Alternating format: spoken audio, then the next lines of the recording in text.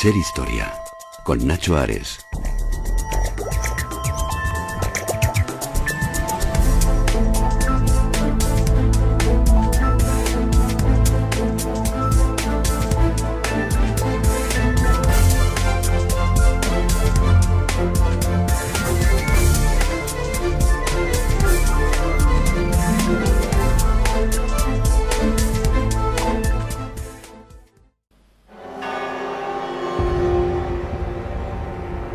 Ser Historia, Cadena Ser, con Nacho Ares.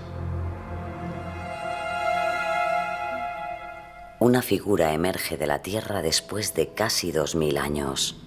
Lo hace un día determinado, a una hora concreta, y ante los ojos de alguien con nombre y apellidos. Podría haberlo hecho antes, o incluso de otra manera. Pero después de 2000 años enterrada, la figura se ha ganado el derecho a elegir su momento para volver a ver la luz.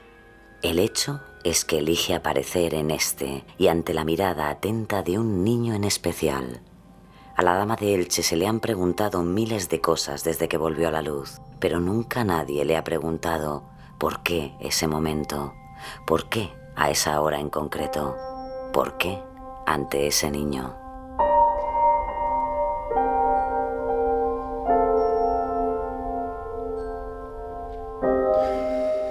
Así comenzaba en la voz de Mona León una cronoficción que hicimos hace casi 5 años, ¿no? Dedicada al descubrimiento de la Dama de Elche, ese 4 de agosto del año 1897.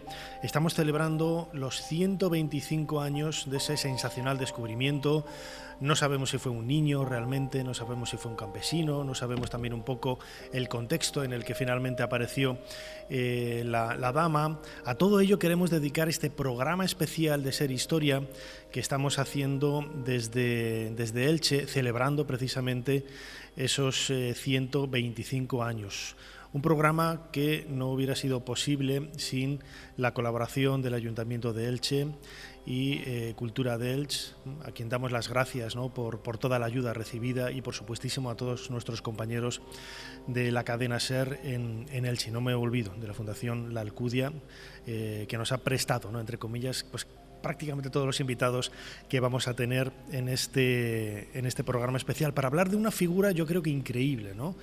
Una figura que marca un poco la historia de España, una figura de poquito más de medio metro de altura. El otro día, revisando las medidas, me recordaba mucho, ¿no? Casi es muy parecida en tamaño, ¿no?, a la máscara de Tutankamón, y que se ha convertido de alguna forma en no solamente en nuestra propia historia, sino también el referente cultural que queremos recuperar en este programa especial. Como siempre, va a ser el nexo de conexión de los temas que vamos a tratar aquí en un programa con donde, digo siempre en la introducción, intentaremos hacer un poquito más de historia.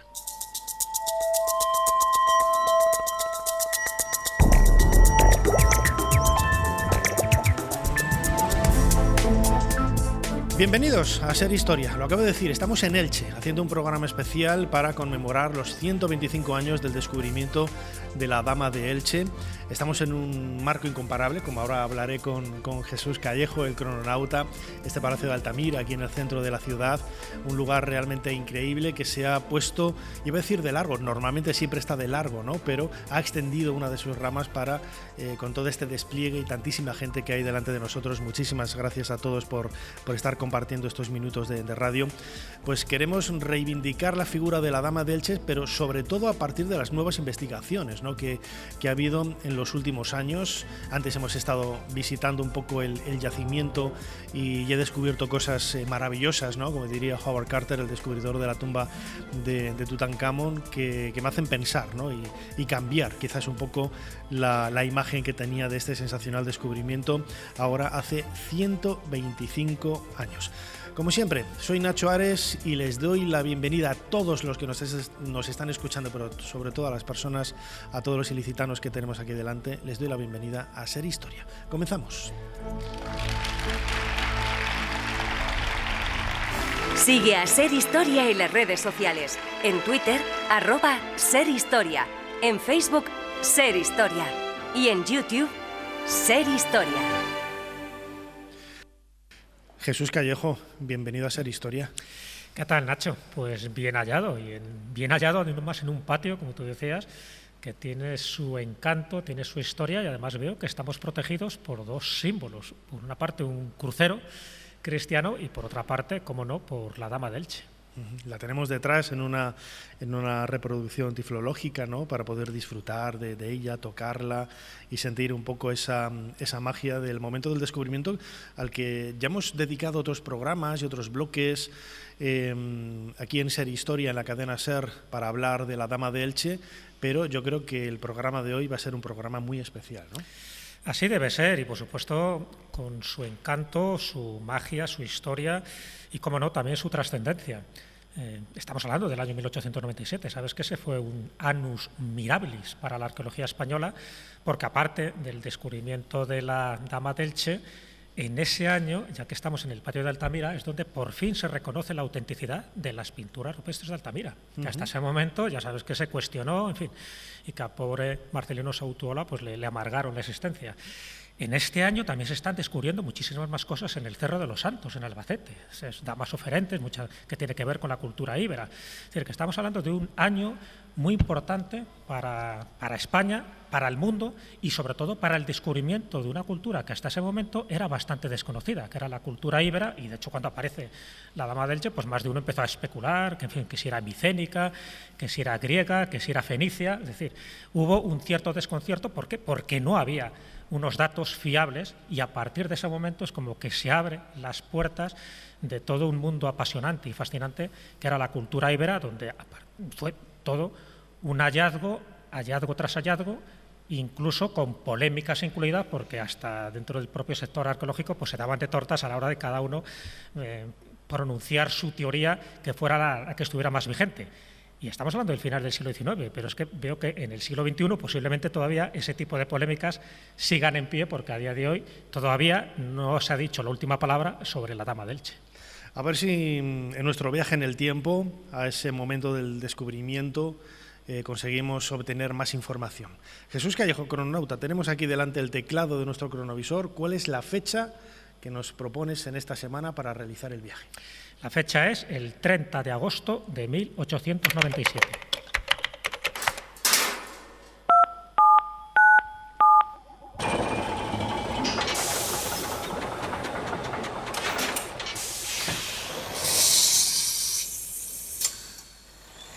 Adelante, pasen. Jesús Callejo les está esperando junto al cronovisor. Esta misma mañana me he comunicado con el Louvre.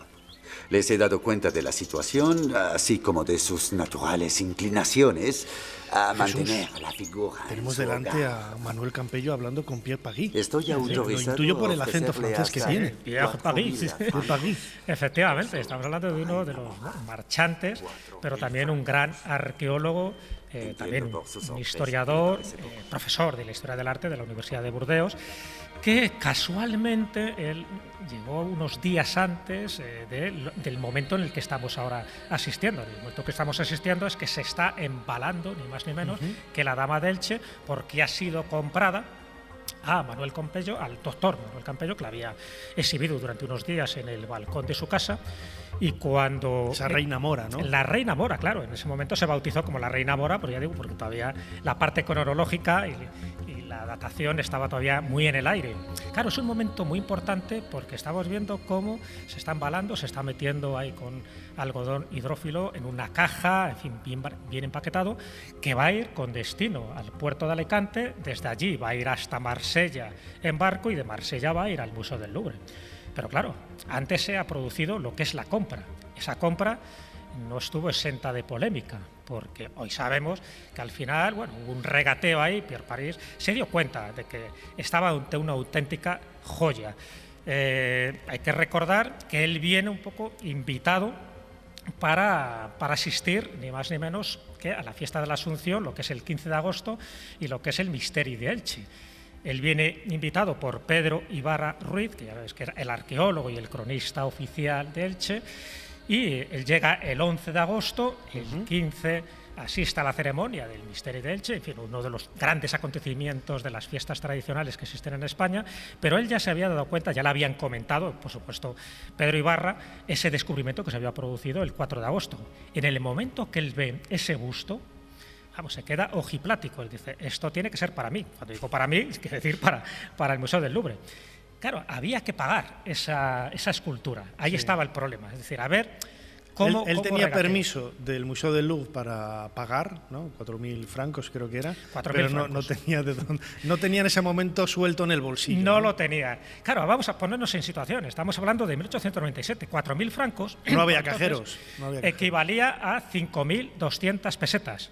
5.200 pesetas a día de hoy, ¿sabéis a cuántos euros equivale? A 31. La dama de Elche se compró por 31 euros. Dicho así, parece que suena ridículo, pero bueno, efectivamente hay que tomar en cuenta un poco la parte económica que había a finales de aquella época. Ocurre una cosa muy llamativa, bueno, ocurren muchas cosas alrededor, porque cuando se descubre la Dama de Elche, que debería ser un acontecimiento de primer orden a nivel cultural y arqueológico, por desgracia, unos días después asesinan a Cánovas del Castillo. En fin, el jefe del Partido Conservador, el que fue jefe del Consejo de Ministros, y al asesinarle en el balneario de Mondragón, pasó desapercibida esta noticia arqueológica. Por lo tanto, no se le dio tanta difusión. También estamos hablando de una época donde la guerra de Cuba estaba trayendo muy malas noticias también a la península, y también eso hizo que no se le diera, yo creo, que la relevancia que debería tener. Bueno, el hecho, un poco por ir al momento de este cronovisor, el hecho es que cuando ya por fin regatea con Manuel Campello y le dice, bueno, venga, pues por 4.000 francos. Y hay una frase que parece que se dice, ¿no?, en tono en francés, cuando le dice Pierre Paris a Campello, dice, ¿acepta usted? Y él dice, como muy resignado y un poco como para justificar, dice, es muy poco, pero si mi mujer consiente. Y a partir de ahí es una frase histórica que ha quedado para la posteridad, pero el hecho es que por 4.000 francos que él no tenía, él tuvo que pedir un préstamo, Pierre Paris le tuvo que pedir un préstamo a su padre. Su padre se lo abona en primer momento, porque todavía lo que era el Museo del Louvre tuvo que hacer una serie de gestiones y tuvo que contactar con un banquero judío para que al final abonara, para que pagara esos 4.000 francos. Bueno, todo este tipo de peripecias nos da idea de que lo que quería Pierre Paris es comprarlo cuanto antes de que se arrepintiera el doctor Campello, porque sabía que si esperaba unos días más, sí, y sobre todo un poco por la intercesión de Pedro Ibarra Ruiz, porque él ya había comunicado este yacimiento y este descubrimiento a distintos organismos. Por lo tanto, se había abierto ya un poco la veda de cuidado, que esto interesa. ¿Qué pasó? Pues yo creo que ahí no hemos cambiado mucho la administración española. Se le dio aviso un poco a las autoridades arqueológicas del momento, unos por otros dicen, no, vamos a crear una comisión, y bueno, entre que crean la comisión, entre que dictan el veredicto, cuando llega el momento que dice, oye, que nos quedamos con la pieza, esa pieza ya estaba en Francia. Las comisiones tan peligrosas como siempre en la historia de España. Para hablar de Pierre Pagui, que es el protagonista un poco de este cronovisor, hemos invitado a Ana Ronda. Ella es arqueóloga, responsable del área de catalogación de la Fundación La Alcudia. Antes ha estado con nosotros también en esa visita guiada, mejor dicho, de la Alcudia. Ana, bienvenida a Ser Historia. Hola, muy buenas tardes a todos.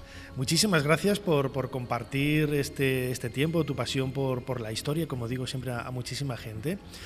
Pierre Pagui ha pasado en muchas ocasiones como casi el malo de la historia, ¿no? Pero yo no creo que fuera tan malo, ¿no? Él hacía su trabajo y no sé. ¿Qué idea tienes de Pierre Pagui? No era malo para nada. Pierre Pagui fue un gran arqueólogo, un gran profesor después en sus últimos días en Burdeos, y evidentemente la historia de la dama, para bien o para mal, no sería la misma si Pierre Pagui, casualmente, igual que casualmente, la historia de la dama está llena de casualidades. Felices o infelices según se mire, pero bueno, esa es su historia y su periplo vital. Pierre Pagui se cruzó en el camino de la dama casualmente, y efectivamente esa marcha rápida, porque tenemos que tener en cuenta, según el cronograma, que en 7 días él pudo zanjar el acuerdo gracias a que estuvo en total contacto con su padre, con Léon Pagis, con Léon Hussey, que es el gran investigador francés, que además había puesto en claro eso. No tenemos que olvidar que es el momento crucial en el que el iberismo es el nacimiento del iberismo, el Cerro de los Santos, han estado en las exposiciones universales del 75 y del 74 en París y en Viena, y el arte ibérico estaba en duda. La Dama de Elche vino a confirmar y a aseverar, dio carta de autenticidad a la cultura ibérica. Eso no debemos olvidarlo. Es lo que te voy a decir, porque la cultura ibérica acababa de ser descubierta prácticamente una década o dos antes en el Cerro de los Santos. En el 71, hacía muy pocos años. Y entonces pues es eso, la escultura tan magnífica, tan emblemática, tan mediterránea, tan oriental, tan miscelánea en sí, curiosamente fue lo que dio la carta de autenticidad a la cultura ibérica. Y posteriormente tardaría muchos años, justo en el año 1971, cuando se descubre la Dama de Baza, es cuando efectivamente aporta el contexto arqueológico que certifica. En la arqueología es importantísimo el contexto arqueológico, el saber esa escultura. La Dama de Elche se encontró aislada, no tenía su contexto arqueológico, mientras que la Dama de Baza sí. Digamos que esos dos momentos son importantes. Por una parte, la Dama del Cerro de los Santos, todo el Cerro de los Santos de Montalegre del Castillo, en 1871, el descubrimiento de la Dama, que da carta de autenticidad a la cultura ibérica, y luego el contexto arqueológico, que ahora sabemos que son urnas cinerarias o bien contenedores cinerarios en necrópolis y en lugares sagrados. Además, la historia del mundo ibero, iba a decir sobre todo de ese nacimiento, ¿no?, de la investigación de los iberos a finales del siglo XIX. Claro, se puede decir, Manuel Campello vendió la pieza. Las circunstancias sociales, las circunstancias históricas del momento tampoco eran las mejores. Estábamos en lo que en aquella época se consideraba la guerra civil, ¿no?, las guerras carlistas, había muchísimos problemas y era...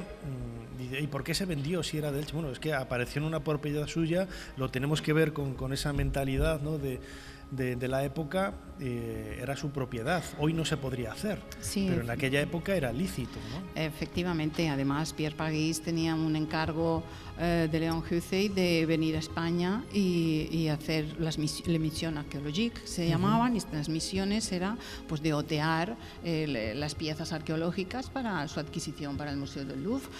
¿Qué pasa? Que Pierre Pagis, cuando viene y habla con Campello, le explica entre los argumentos que le dice: va a estar en el museo más famoso del mundo, va a ser una pieza extraordinaria, la va a ver. Entonces es uno de los argumentos que utiliza, y sobre todo algo muy importante, y es que el nombre de Elche, le dice, eso lo digo, irá cosido siempre a esta pieza. Claro, y es así como ha sido, porque hasta su nombre siempre fue para Pedro Ibarra el busto, para los ilicitanos del momento era la reina mora, evidentemente por similitud con algo, con una divinidad, con algo superior, con ornamento, con algo realmente extraordinario.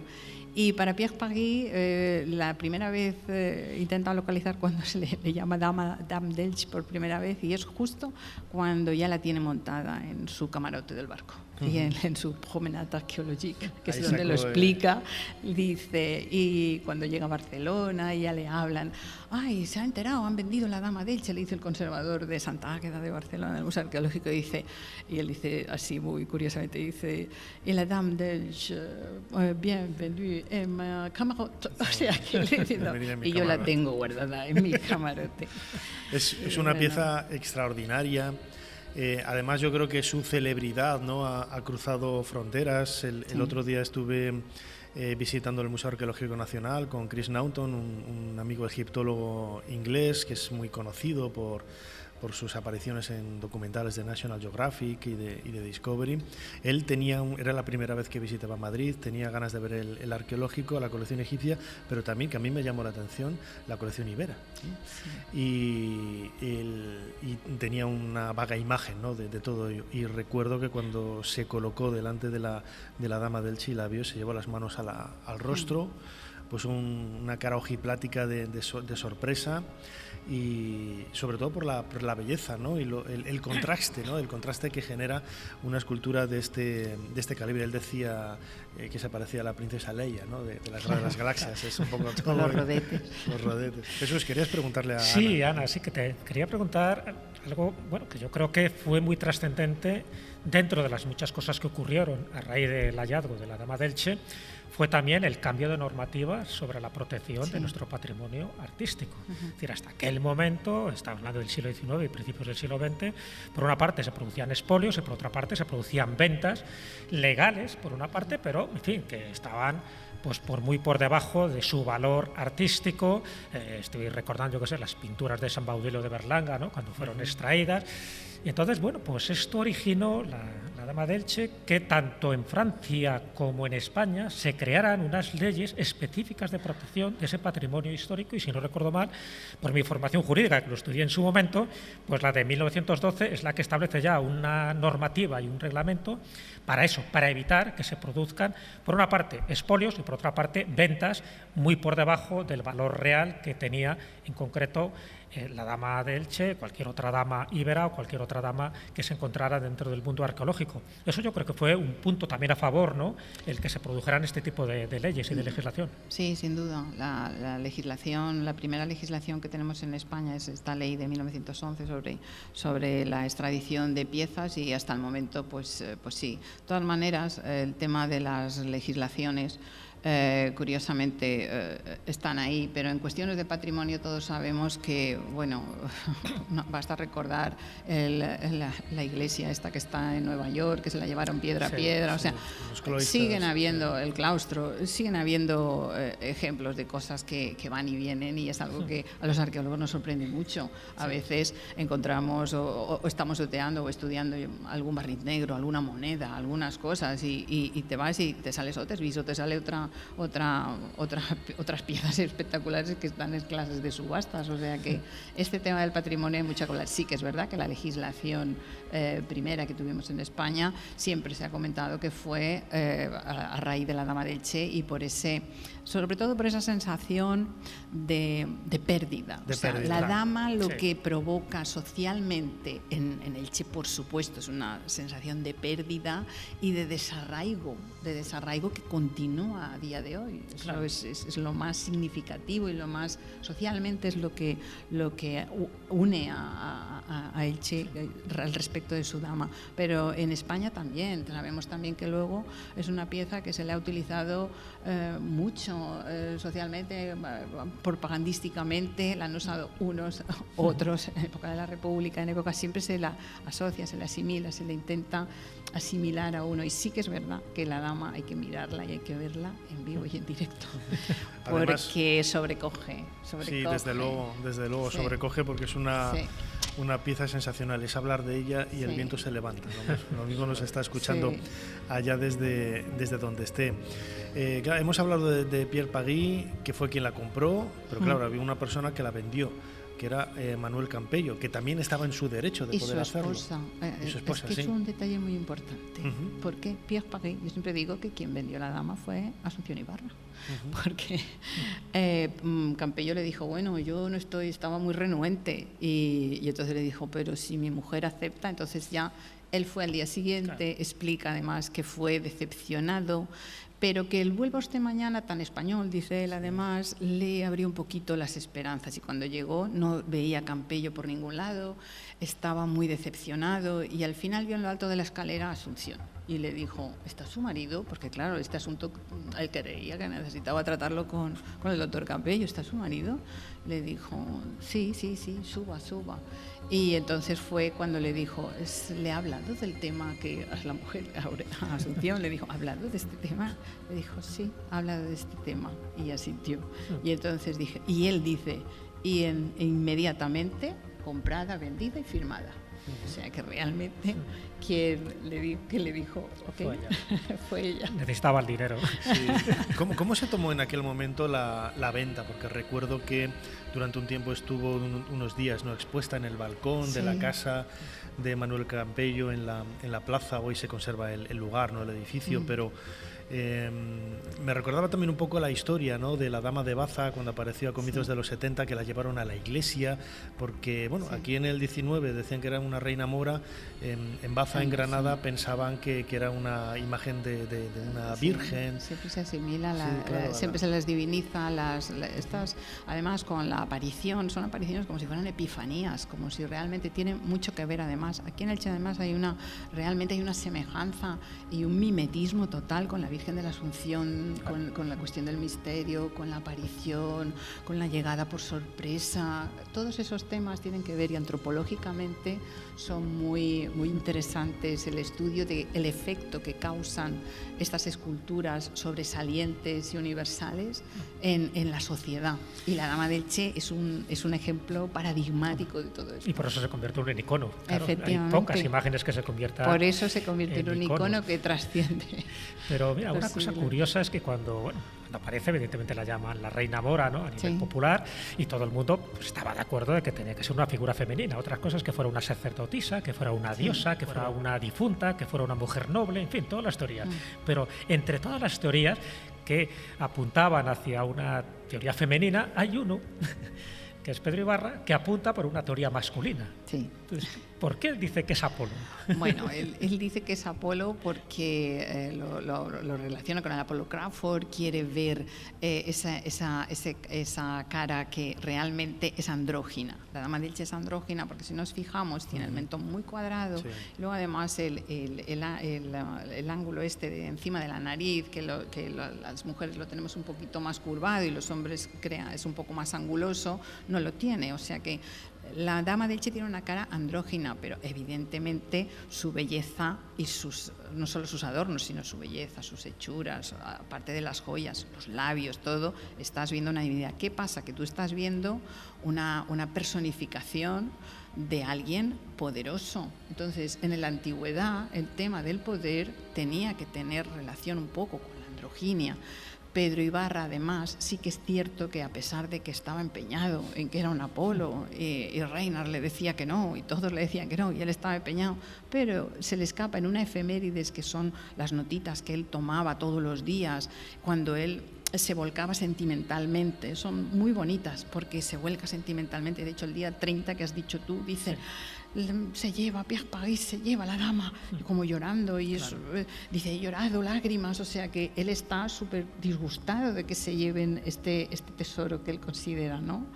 Entonces, pues él dice que realmente está diciendo que es un Apolo también para crear polémica y que no se olvide nunca nadie de la Dama de Elche. De hecho, hasta el año 36, en que murió, el año 34, perdón, él no para de querer que se escabe en la Alcudia, que se escabe para ver si sale algo parecido a la Dama de Elche. Otra dama. Otra Siempre dama. se habla de que posiblemente haya otra dama, sí. Me llama mucho la atención porque, bueno, la Dama de Elche es la primera, ¿no?, dentro de ese ámbito cronológico. Bueno, así hablamos de la Dama oferente, ¿no?, del Cerro de los Santos, que aparece de pie. La Dama de Elche aparece lo que es el busto, y luego, cuando aparece la Dama de Baza en el 71, es una dama sedente. Siempre se ha especulado si realmente la Dama de Elche o estaba de pies, o estaba sedente, o solo era un busto. ¿Tú qué opinas? Pues eso. Hay diferentes opiniones, diferentes investigadores. Mira, este año justo han sacado otra vez a vueltas con el tema. Entonces, los diferentes investigadores, pues eso, unos dicen que sí es evidente que la parte de debajo, que es la que casi nunca se ve, cuando se le da la vuelta, tiene las marcas de la herramienta, que con un cincel, como si hubiera estado, sí que está cincelada o cortada. También es verdad que han aparecido otros bustos en el que iguales, cortados, uno masculino, y que también tiene una oquedad en la parte de atrás. Claro, no se sabe si fueron bustos originariamente, sí, o si fue una sedente que la cortaron. Lo que está claro es que sí que tienen marcas de corte en la parte de abajo la dama, y que muy posiblemente se han hecho estudios también. Recuerdo uno de Manuel Vendala y de Blánquez, en la que miraban también la inclinación de la parte de atrás de la espalda. Sí, en la porque que hay parece que el tocado le sí, pesa mucho, ¿no? Está como incómoda. ¿Sí? ¿Vale? De hecho, también esa posición se le llevó a un investigador, a Manuel Vendala, a decir que quizá estaba representando lo que se llamaban en la antigua Grecia los choanones, que eran las divinidades más antiguas en las que solo está una cabeza, como las vírgenes barrocas, en las que solo tienen una cabeza y luego se las viste, ¿no? Entonces, sí, ese aspecto, las vírgenes vestideras. Sí, estas vestideras, como la Virgen de los Desamparados, que es la Chepeludeta, que le llamamos nosotros. Claro, porque ¿no? era una virgen decente. Vale, entonces eso también es uno de los elementos que también se barajan. La dama siempre es como Ricardo Olmos siempre dice que es la pieza de las 2000 palabras, de las 1000 palabras. Hay 1000 palabras para designar, hay 1000 investigaciones y no pararemos nunca de investigarla. Y es lo que lo convierte en un icono y en una figura tan apasionante, tan interesante, que 125 años después de su descubrimiento nos reúne a mucha gente aquí alrededor de este micrófono, ¿no? de Ser Historia en la cadena SER para hablar de ella. La Dama de Elche, sin lugar a dudas, es, podríamos decir, sí, el referente, ¿no? No solamente de la arqueología como pieza, sino de la historia de la arqueología, ¿no? Y todas las muescas que tiene en su historia, el momento del hallazgo, el viaje, el regreso en el 41, su paso al Museo Arqueológico Nacional, la llegada y la visita durante un poco tiempo aquí a Elche, la vuelta a Madrid y ahora la petición de nuevo, pues bueno, pues todo ello son muescas, ¿no? en la historia de la Dama de Elche, que lo convierten en algo realmente fascinante. Ana Ronda, arqueóloga, no lo he dicho antes, comisaria de una exposición magnífica que se puede ver en la Alcudia, en ese Museo de la Alcudia dedicado a la Dama de Elche, el nacimiento del icono. Como siempre, muchísimas gracias por habernos ayudado a hacer un poquito más de historia. Gracias a todos, saludos. Y Jesús Callejo, qué tema más apasionante, más interesante, del que todavía queda mucho por decir y del que quizás esas lagunas es lo que lo convierten en una figura tan misteriosa y tan atractiva, ¿no? Claro, y porque además siguen apareciendo más damas iberas de la época. Acordaros también de la Dama de Guardamar, ¿no? Que apareció en los años 80. Es decir, cada vez se va añadiendo una pieza más al puzzle, cada vez sabemos más de esa cultura. En fin, todavía nos falta por descifrar su escritura, es otro de los grandes enigmas, otro de los grandes retos que tenemos. Pero mira, me quedo con una frase que dijo Pierre Paris, que yo creo que resume mucho lo que acabamos de decir. Él decía que era la obra indígena más hermosa que se había encontrado en España. Bueno, pues a día de hoy, y ha pasado un siglo, podemos decir que, bueno, un siglo, 125 años y más o menos, pues podemos decir que es la más, pero estamos hablando dentro de un top 10 de las más hermosas, de las más prodigiosas y sobre todo de las más icónicas dentro de todas las culturas, no solo de España, sino de toda Europa. Desde luego que sí. Jesús Callejo, crononauta, una semana más. Bienvenido de nuevo. No, te tengo que despedir. No. Despídeme ya, despídeme. ya. Bueno, Jesús Callejo, como siempre, una semana más. Muchísimas gracias por habernos ayudado a hacer un poquito más de historia. Gracias a ti, Nacho, y gracias a todo el público que se ha aglomerado aquí. Gracias a todos.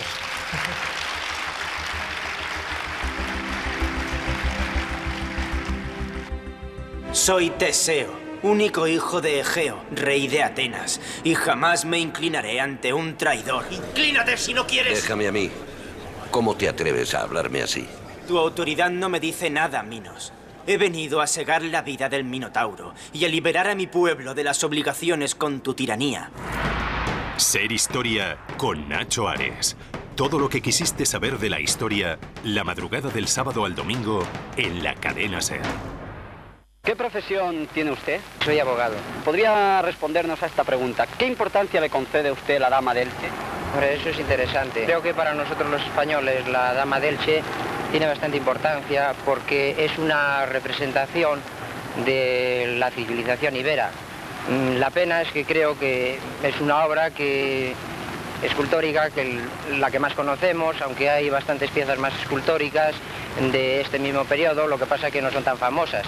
También hay que pensar que tuvo, como si dijéramos, una historia bastante agitada, ya que tengo entendido que cuando se descubrió la compró el Museo del Louvre de París y luego se tardó bastante tiempo en que regresara a España. Esto debió ser pues hacia el 40 y tantos o por ahí, y ya de esta manera pues ya la tenemos en el Prado.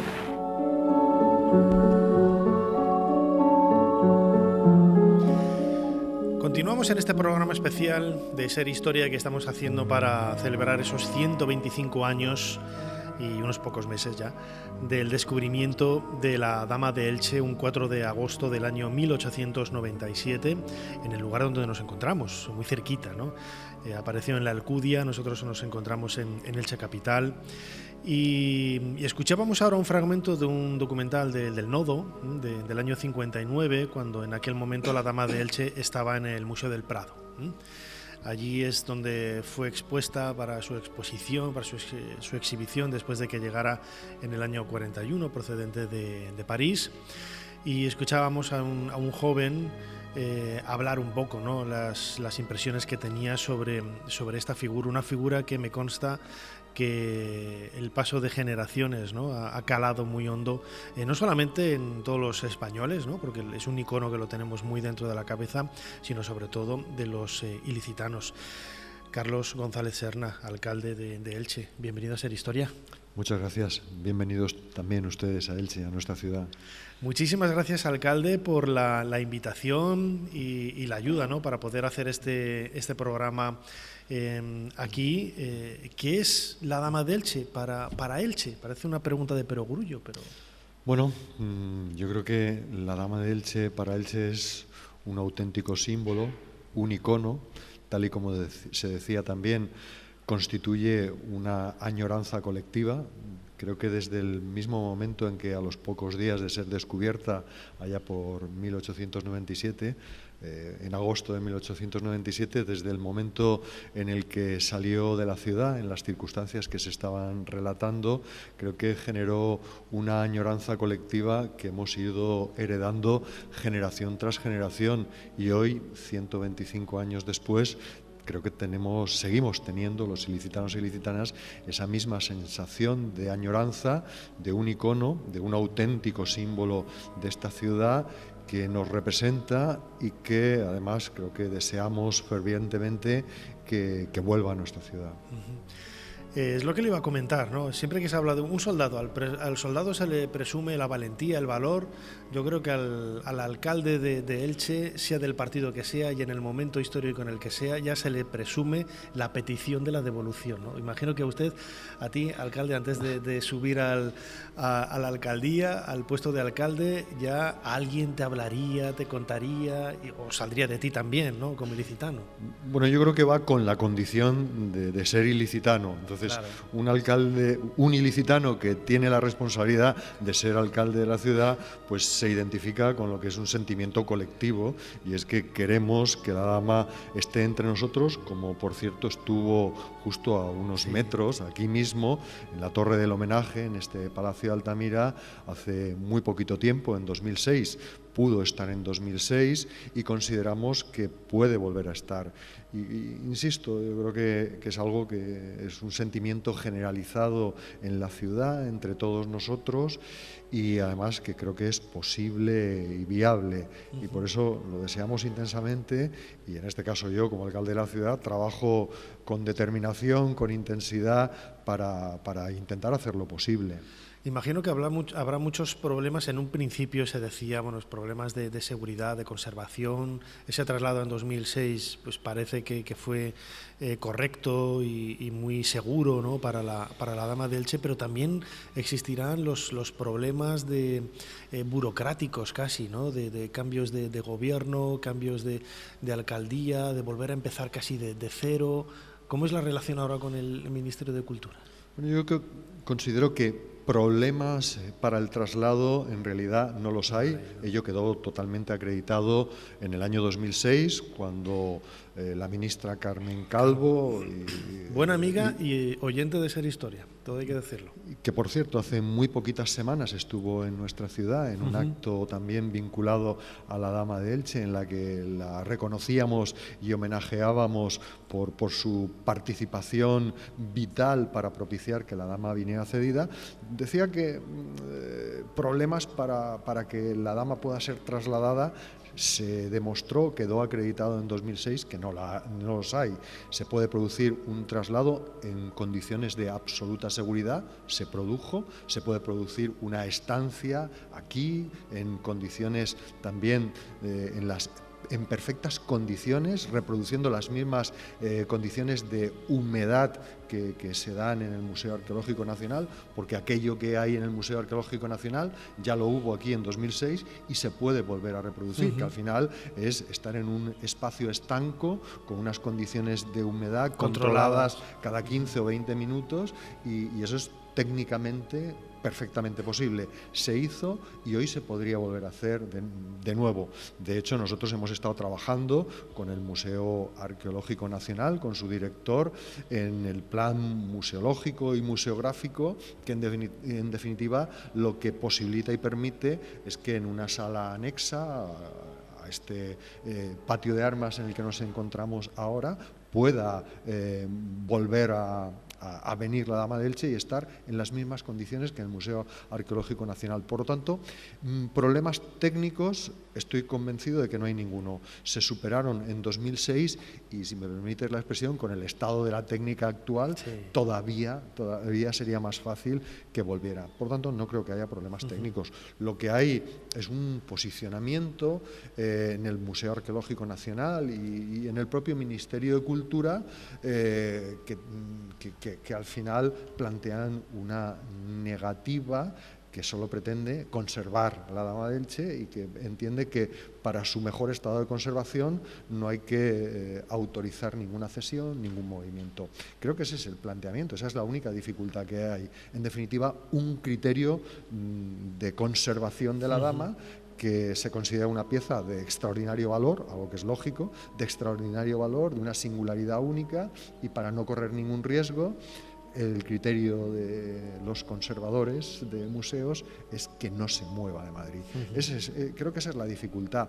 Y hablabas de las idas y venidas de los gobiernos. Nosotros hemos dialogado con el anterior gobierno de España, con el gobierno de Mariano Rajoy, abrió la puerta a una cesión temporal.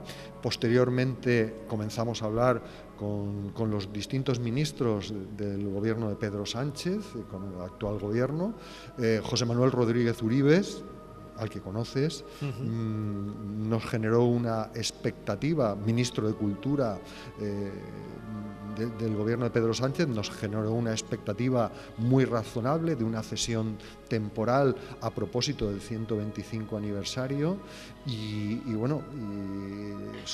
su sustitución de alguna forma quebró esas conversaciones, nos llevó a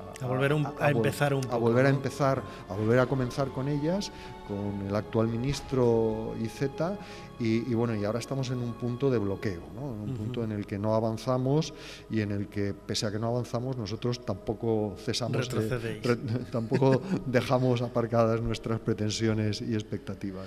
Además, claro, o sea, desde el punto de vista afectivo es una pieza importante, pero también desde el punto de vista económico, al igual que en Madrid es un reclamo para el Museo Arqueológico, una cesión temporal, ¿no?, a Elche, a la ciudad de Elche, de la Dama de Elche, también genera, pues es un motor económico, ¿no?, también para la ciudad. Sí, nunca hemos escondido que aquí hay, desde luego, el primer factor es sentimental, es emocional, es satisfacer esa añoranza, ¿no?, recuperar la Dama por lo que simboliza para la ciudad y por lo que simboliza para los ilicitanos. Pero luego también hay una parte que no solo es cultural y patrimonial, y emocional, sino que también tiene naturaleza económica.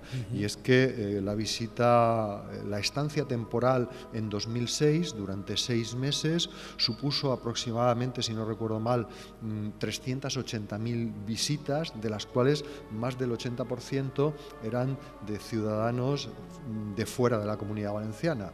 Es decir, tuvo una gran capacidad de atracción de visitantes, de turistas que vinieron a Elche y que no solo vieron la Dama, sino que bueno, supuso un impulso muy considerable a la actividad turística. Y creo que en aquel momento, que se hicieron muy bien las cosas, porque la Dama estuvo aquí en perfectas condiciones de seguridad y supuso un revulsivo turístico, en aquel momento tampoco se hizo una gran campaña. Yo creo que esto fue todo muy espontáneo. O sea, vinieron casi 400.000 personas a ver la Dama de Elche de una forma absolutamente espontánea. Casi por eso, millón, hablando ahora con el sector turístico, pensando en las posibilidades, nosotros hemos esbozado la hipótesis de que una cesión temporal de 1 año, si fuera posible, podría representar 1 millón de visitantes perfectamente para la ciudad. Y eso, desde el punto de vista de la actividad turística y de la actividad socioeconómica vinculada al turismo, pues realmente sería un espaldarazo para el sector y para el conjunto de la ciudad, para el sector turístico y para el conjunto de la actividad turística de la ciudad.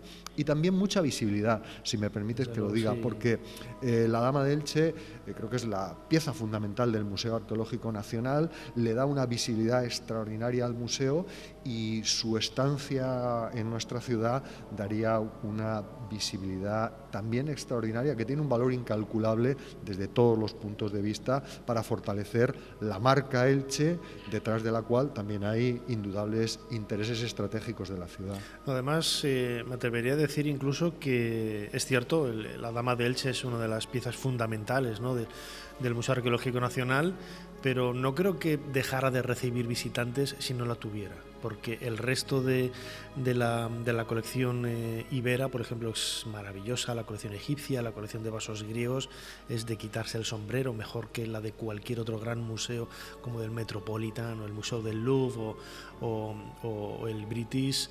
Y bueno, pues ceder momentáneamente durante unos meses, medio año o 1 año, la Dama de Elche, la Dama de Baza, la Dama de Montalegre del Castillo, ¿no sería también quizás tapar una herida, ¿no? Y también pues quizás ser honestos, ¿no?, con la historia? Es cierto que no hay que valorar el pasado con esas ideas del presentismo, de la Dama es de Elche y hay que venir a Elche a verla y tal. No estamos hablando de esas cosas, ¿no? Porque lo que pasó en 1897 pasó en 1897 y ya está, ¿no? Pero no deja de ser una pieza icónica que yo creo que es generosidad no solamente del gobierno, sino de todos los españoles, que no creo que nos importara una pieza que estuviera aquí una temporada. Desde luego, yo creo que el Museo Arqueológico Nacional tiene una potencia patrimonial con ese conjunto de colecciones que hace que por sí solo tenga un atractivo nacional e internacional incuestionable. Eso quiere decir que perfectamente puede mantener sus 10 millones de visitantes al año sin que esté la Dama de Elche allí presente. Y por contra, el hecho de que venga a la ciudad sería sin duda alguna un acicate para la actividad turística asociada al turismo cultural y patrimonial, que es por lo que apuesta nuestra ciudad en materia de desarrollo turístico, al mismo tiempo que significaría todo eso que está más allá de los valores económicos, que tiene que ver con satisfacer pues esos deseos de la mayoría de los ilicitanos, o de la totalidad de los ilicitanos, de que la Dama esté aquí donde fue hallada y donde fue también esculpida, que no se puede olvidar. Desde luego que sí. Pues le deseamos, alcalde, Carlos González, alcalde de Elche, toda la suerte del mundo en este nuevo proyecto para poder hacer retornar la Dama a Elche. Seguro que se consigue, no es la primera vez que ha salido. Salió en los años 60 también, estuvo en 2006 y seguro que hay alguna otra ocasión para poder disfrutarla aquí en su propio entorno y alrededor de su gente. Carlos González Serna, alcalde de Elche, muchísimas gracias por habernos ayudado a hacer un poquito más de historia. Muchísimas gracias a vosotros y que tengáis una feliz estancia en nuestra ciudad. Gracias. Muchas gracias.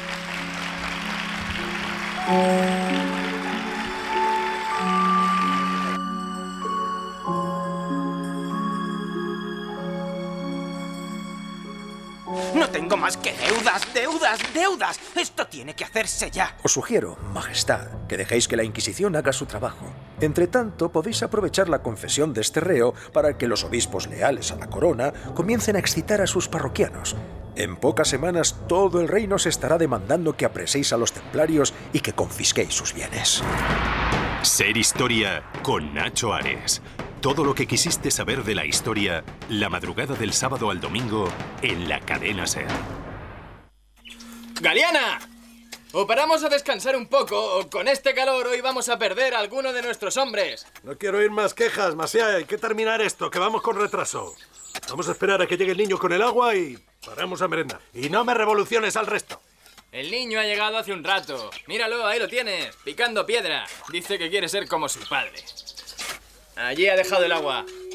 Señores, paramos para el almuerzo. Aquí tenéis agua. No dejéis las herramientas al sol. Manolico, ponte a la sombra. Deja eso. ¿Qué hace ahí otra vez este niño? ¡Que aquí hay algo! ¡Una piedra grande! ¡No puedo sacarla! ¡Es muy grande! ¡Venid! ¡Es la cabeza de una mujer! Maldito crío. Venga, Macià, vamos a ver lo que ha encontrado el niño. A lo mejor es una piedra de esas que tanto le gustan al médico. Antonio, mira qué grande es. Vamos a sacarla. Ayúdame. Y tú no des más con el pico, a ver si la vas a romper. Esto hay que sacarlo con cuidado.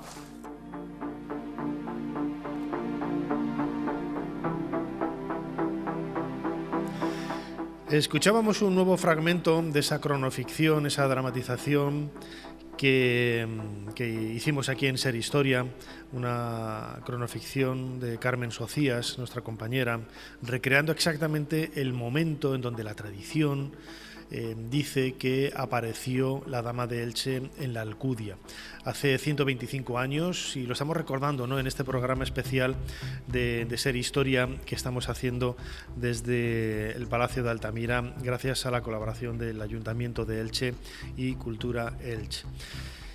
Mercedes Tendero, bienvenida a Ser Historia. Muchísimas gracias. Mercedes Tendero es arqueóloga y es la responsable del área de arqueología precisamente de la Fundación de la Alcudia, que decíamos antes hemos robado a casi todos los arqueólogos que trabajan allí para estar con nosotros en este momento tan ventoso. Yo no sé si lo están escuchando nuestros oyentes a través de los micrófonos, pero aquí el mantel de la cadena SER está a punto de cubrirnos y hacer que desaparezcamos. Pero Mercedes, lo comentaba ahora, ¿no?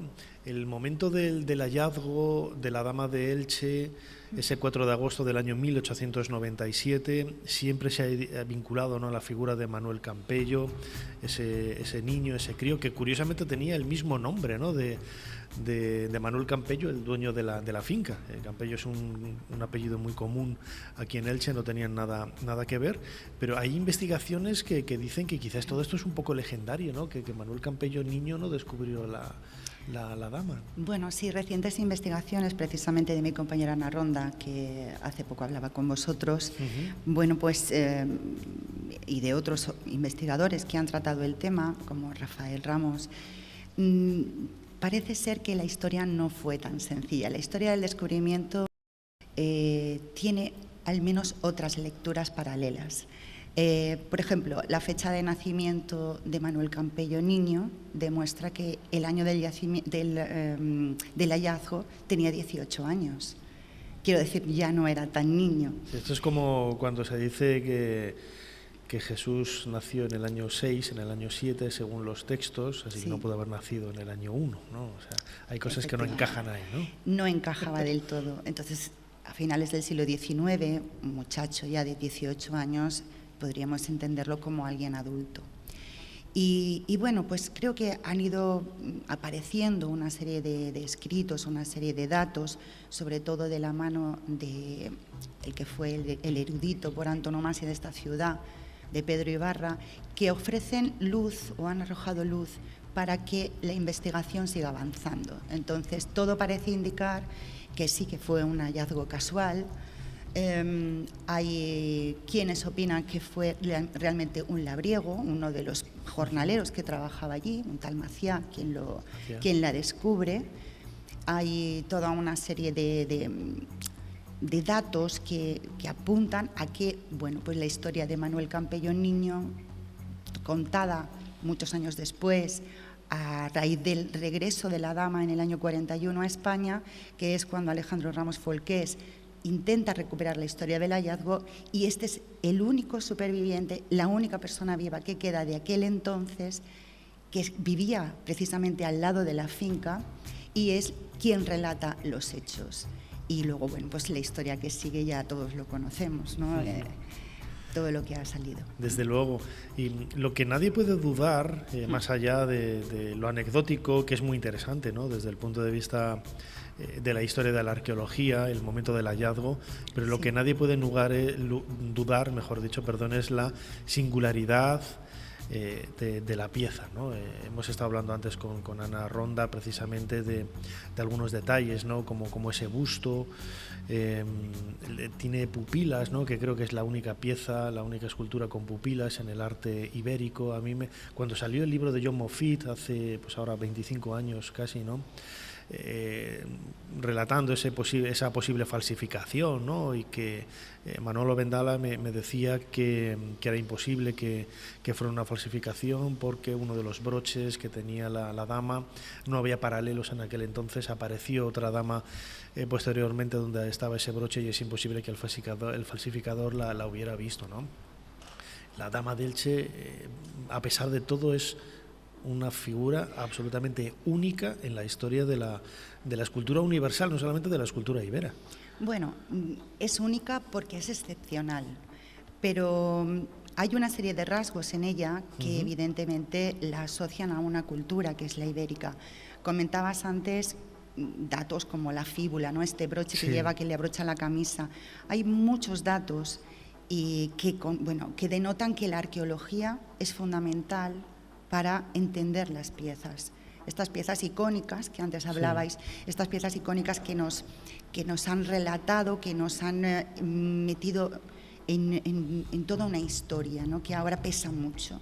Pero la verdad es que desde el punto de vista de la arqueología, desde el punto de vista del arte, la dama es una pieza más de la escultura ibérica. La escultura ibérica no tiene dos piezas iguales. Son todas excepcionales. Lo que es increíble es que por encima de todas ellas, la dama de Elche tiene una excepcionalidad en sí misma, porque quizás es la más bella de todas. Y tiene quizás ese elemento humano que no somos capaces de ver en el arte, ¿no? Esto muchas veces lo hemos comentado Iker Jiménez y yo. Él es un entusiasta, ¿no? del mundo ibérico, y cuando para Cuarto Milenio, para el programa, mandábamos a hacer una reproducción de una pieza, es imposible, por mucho que se intente replicar con fotogrametría y luego 3D, la impresora, no. Es muy difícil que ese aspecto original, ¿no? de la pieza, poder reproducirlo. Mi maestro Lorenzo Abad siempre decía que la dama de Elche es única porque es la menos ibera de todas las esculturas ibéricas, ¿no? Porque es verdad. Porque mira, antes hablabas, las incisiones que tienen las pupilas de los ojos son más propias de las esculturas en bronce que hay en otros puntos del Mediterráneo, que probablemente también se hacían en talla de madera, pero no se han conservado y ni han llegado hasta nosotros. La dama de Elche es excepcional, lo hablabais también antes, por el tema de ser un busto.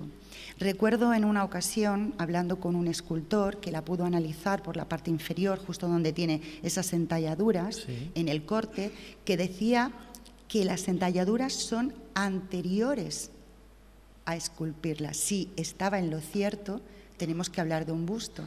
Y esto es un unicum también. Es algo excepcional, de nuevo. La palabra excepcional vuelve a salir con la dama, porque no existían bustos hasta que llegábamos a la cultura romana.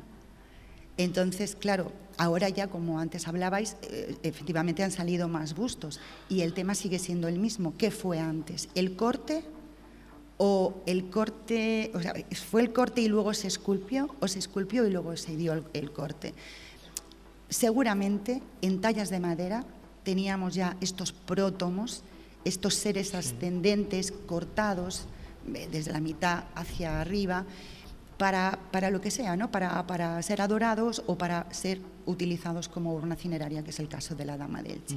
Pero luego la Dama también está envuelta en otras cosas que la hacen excepcional, como lo que hemos hablado del tema social, el tema político, la repercusión mediática y antropológica que tiene, que es increíble. Y yo creo que todos estos elementos, ¿no? Los orígenes de su descubrimiento, sus viajes, sus repercusiones sociales y políticas, aspectos en sus rasgos, pero no olvidemos que esos rasgos también son comunes en otras esculturas ibéricas. Por lo tanto, la Dama es excepcional dentro de lo que es la escultura ibérica en general, que está compuesta de muchas piezas singulares y únicas. Es lo que lo convierte en algo maravilloso. Estaba, según te escuchaba, Mercedes Tendedero, arqueóloga, tenemos aquí la réplica, ¿no?, de la Dama de Elche justo detrás de nosotros, con esos hombros cargados, ¿no? Quizás por el peso del tocado con los rodetes que tiene, porque es otro de los grandes misterios, ¿no? ¿A quién representa? ¿Qué es lo que se quiere ofrecer ahí? Desde el punto de vista arqueológico, sin duda es una pieza que también nos permite analizar una sociedad con mucha diferenciación de clases sociales. No todo el mundo podría permitirse atesorar tantas riquezas que probablemente eran de oro, por los restos de pan de oro que se han encontrado al analizar la piedra. No sabemos tampoco si el escultor estaba esculpiendo algo que realmente estaba viendo. Lo que está claro es que no puede ser un retrato, yo al menos es mi consideración. Parece un rostro muy idealizado, ¿no? Claro, yo creo que en este momento de la estatuaria en general, en todo el Mediterráneo, no se busca el retrato llegará con Roma, siglos más tarde. En este momento lo que se buscan son como prototipos, digamos. ¿Qué simboliza? Una gran señora podría serlo, sin duda con esa capacidad social, económica, de posición dentro de una élite que le permite atesorar riquezas como para tener estos rodetes, la diadema, los collares que lleva, los mismos ropajes. Si la comparamos con otras damas que hoy conocemos de la estatuaria ibérica, sin duda es excepcional de nuevo. Pero nos está hablando también... desde el punto de vista de una sacerdotisa, podría ser. Y sin duda una diosa. O sea, esos tres elementos que siempre han estado encima de la mesa, podríamos seguir trabajando sobre ellos. Nunca lo vamos a saber, creo. Es muy complicado, salvo que tengamos paralelos evidentes. Pero es algo común en otras culturas del Mediterráneo. Estoy pensando ahora mismo, por ejemplo, en la cultura etrusca o en la cultura griega. Son sociedades que tienen estas representaciones de mujeres de alta sociedad o de sacerdotisas, que no nos olvidemos que también formaban parte de la alta sociedad, o incluso la idealización de cómo sería una diosa. Yo creo que el día que conozcamos todos los secretos de la Dama de Elche perderá su encanto. No lo vamos a hacer nunca. Por eso, así que habrá que dejar cosas en el tintero para poder conocerla, ¿no? Con deleite y precisamente disfrutar de ella, ¿no? Yo creo que poco a poco la arqueología nos va dando más pistas. Si no sobre la Dama de Elche, sí sobre en general la cultura ibérica. Y la Dama es un elemento más. Por ejemplo, hace unos años... no teníamos con certeza claro dónde estaba la Dama, qué harían estas esculturas fragmentadas o enteras, en el caso de la Dama, si la interpretamos como un busto. No lo sabíamos. La arqueología hoy permite avanzar en ese conocimiento. Y hoy sabemos que la mayoría de los fragmentos escultóricos de época ibérica, al menos en la Alcudia, están apareciendo como piedras reaprovechadas en construcciones de época augustea. Es decir, hace ahora 2000 y pocos años. En ese momento en el que la ciudad necesita mucha piedra, porque acaba de ser nombrada oficialmente Colonia Julia Ilicia Augusta, va a ser una de las grandes e importantes ciudades del Imperio Romano, que acaba de arrancar con Augusto, y hace falta piedra. Todas estas esculturas fantásticas han perdido su simbología, han perdido su interés, la sociedad que las construye, que las esculpe, ya no está. Y ante esta nueva realidad pasan a ser piedra de cantería.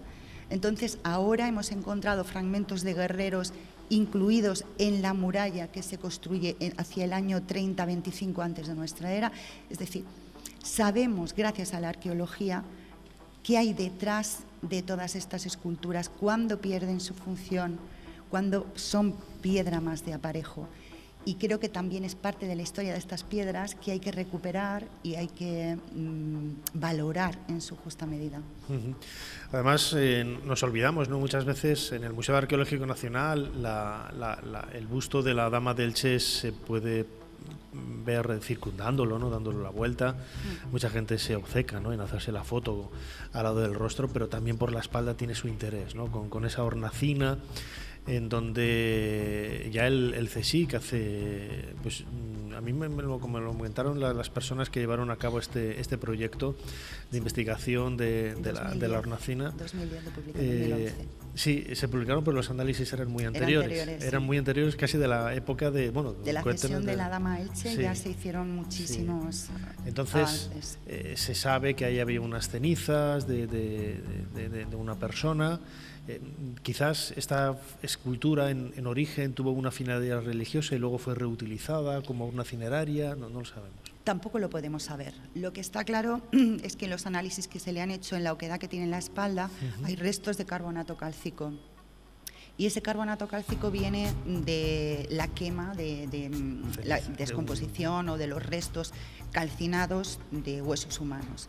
Por lo tanto, yo creo que no importa si tuvo o no una función anterior. Sabemos que fue una urna funeraria para depositar los restos de alguien. ¿Era hombre, era mujer quien estaba enterrado dentro? Bueno, pues siempre al principio se decía, bueno, pues si es una diosa puede ser un hombre quien esté enterrado detrás. Pero yo creo que con los datos que tenemos ahora de la Dama de Baza, en los que sabemos que era una mujer la que estaba enterrada, pues yo creo que no tendríamos que darle muchísimas más vueltas. Es una mujer. Quizás, lo comentabas ahora, Mercedes, ya para ir acabando, el futuro de la dama quizás también está en encontrar un paralelo, otra dama similar. Bueno, tenemos la de Guardamar, otras similares, pero quizás no con ese grado de conservación y esa delicadeza, ¿no? Porque es que la Dama de Elche está casi como ha perdido la pintura, pero casi como si lo hubieran sacado del taller el día anterior, ¿no? Sí, es posible, pero yo no soy muy partidaria de valorar las piezas por las piezas, porque fijaos que llevamos 125 años hablando de una pieza... Mareando la perdiz en la esquina. Claro, que como se descubre, pues tenemos y nos faltan muchísimos datos. Quiero decir con ello que yo lo que reivindico no es que aparezcan más damas de Elche, sino que se excave bien, que se excave con propiedad y que todas las piezas que nos salgan sean más o menos excepcionales, tengan un contexto arqueológico que nos permita no plantearnos tantas dudas ni durante tanto tiempo. Desde luego que sí. Mercedes Tendero, ¿has estado a gusto? Mucho. Muchísimo. Es que me decía que no estaba ahí, un poco, no era su ambiente, digo, pues cualquiera lo diría. Yo estoy muy cómoda entre la tierra, entre las piedras, es mi lugar. Genial, porque lo ha explicado de una forma brillante, de una forma maravillosa. Gracias. Mercedes Tendero, que no nos deja aquí el viento, que nos está echando el mantel de la cadena SER encima de la mesa. Mercedes Tendero, arqueóloga responsable del área precisamente de arqueología de la Fundación de la Alcudia. Como siempre, muchísimas gracias por habernos ayudado a hacer un poquito más de historia. Gracias a vosotros. Gracias.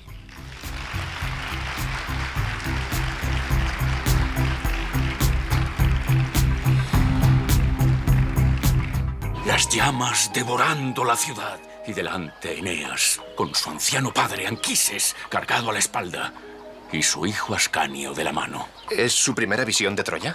Querido colega, hay descubrimientos arqueológicos que empiezan a ver la luz antes siquiera de hundir una pala en la tierra. Ser Historia con Nacho Ares. Todo lo que quisiste saber de la historia, la madrugada del sábado al domingo en la cadena SER. Ostenta unos collares que tienen unas bulas portamuletos que solo podían portar las sacerdotisas. Entonces, ante la pregunta, ¿es una mujer? ¿Es una sacerdotisa? ¿Es una diosa? La respuesta es ambigua. Son las tres cosas. Cuando En la cerámica de la Alcudia lo vemos, representan una cabeza, un busto o una imagen a falta de los pies, están representando a una divinidad, están representando a un personaje que tiene la potestad de traspasar los pisos de la tierra.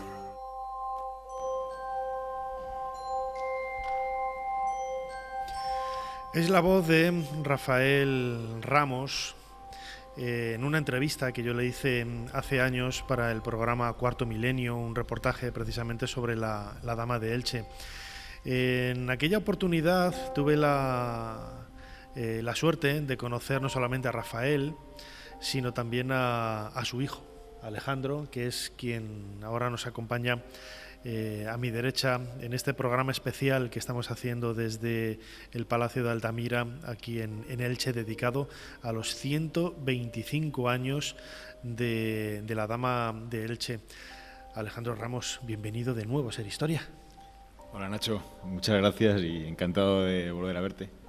Muchísimas gracias por venir. Antes hemos estado visitando contigo la Alcudia, que es un poco tu casa, ¿no? Tú eres el director de la Alcudia, de este yacimiento arqueológico. Tú perteneces a una dinastía, los Ramos, ¿no? Tu padre era Rafael, a quien acabamos de escuchar, pero tu abuelo también, Rafael Ramos, fue... Y bueno, y en principio tu bisabuelo, aunque no tuvo la oportunidad de trabajar mucho tiempo, quien compró la finca, ¿no?, de la Alcudia, donde apareció la dama, son ya 4 generaciones, ¿no?, de Ramos, ¿no?, trabajando en este lugar. Tú has mamado y has crecido con la Dama de Elche. Eres casi el Manuel Campello niño, pero hecho realidad, ¿no? Sí, de luego. La Dama de Elche siempre ha estado presente en mi casa. Pero sobre todo la Alcudia, lo que ha estado presente, porque la dama siempre la veíamos un poco en la lejanía, ¿no? Era como algo que se nos había arrebatado y que, bueno, que no eran unos tiempos tan reivindicativos, pero la dama siempre estaba presente en todos nuestros estudios. Pero bueno, bastante teníamos con sacar adelante el yacimiento, ¿no? Y pelear por lo que más tarde ocurrió gracias a la Universidad de Alicante, ¿no? Que por fin se consolidó y se pudo seguir trabajando en las condiciones que estamos ahora. Pero desde luego sí, mi infancia ha sido rodeado de excavaciones y jugando un poco con todos los objetos que iban surgiendo, ¿no? Además, como arqueólogo, en los últimos años, bueno, habéis avanzado mucho en el trabajo en la Alcudia. Luego, nuestro siguiente y último invitado nos va a hablar precisamente de los trabajos que se están haciendo por primera vez en el lugar en donde apareció la Dama de Elche, que esto puede sonar a cosa rara, pero nunca se había excavado prácticamente, no hasta ahora. Es un yacimiento totalmente virgen y está vertiendo luz, ¿no?, sobre este icono precisamente del mundo antiguo y del mundo contemporáneo.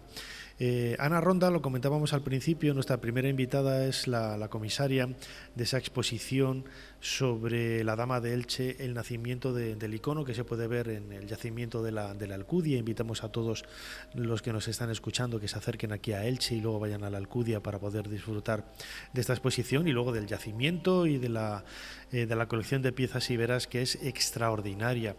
La Dama de Elche es quizá el mayor icono, ¿no?, de la historia de España, más casi, me atrevería a decir casi que la figura de Felipe II, ¿no? Es un icono muy importante, desde luego, a nivel artístico y arqueológico e histórico también, y aparte es un icono desde que sale, ¿no?, porque por todo eso que conlleva, ¿no?, toda esa lucha por a ver quién se hace con ella, ¿no?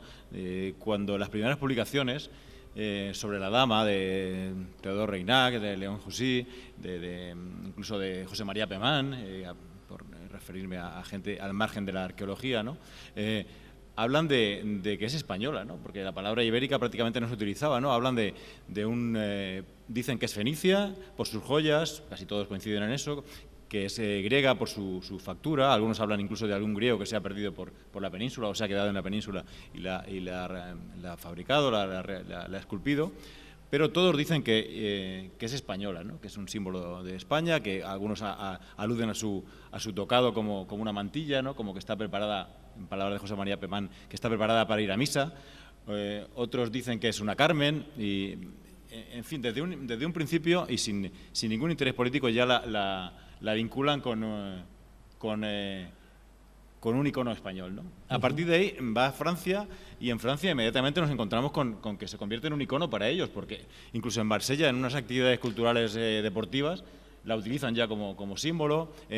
Flaubert, para su novela Sarambeau, encarga a Ros que la dibuje, ¿no?, como un personaje, en unos casos más griega, en otros casos más oriental, pero ya como icono. Pero es que en España, a partir de los años 20, ya empieza a sonar, ¿no?, en una exposición en Barcelona en el año 29, que podemos entender casi sin venir a cuento, de pronto aparece como imagen del póster. En el año 31 Maximiliano Tous ya la utiliza como personaje de una novela. Empieza a sonar fuerte la Dama de Elche cuando todavía está allí. Pero es que, claro, cuando invaden Polonia los nazis, salta la fama, porque empieza un trayecto desde París hasta acabar en España por motivos de intercambios y de investigaciones que venían de muy atrás, ¿no? Casi de las reivindicaciones por las guerras napoleónicas, ¿no?, por todo lo que se había expoliado en España en las guerras napoleónicas. Y bueno, como digo, hace un itinerario espectacular, ¿no? Sale de Francia en camión a raíz de esa protección por los bombardeos, o sea, algo muy de película.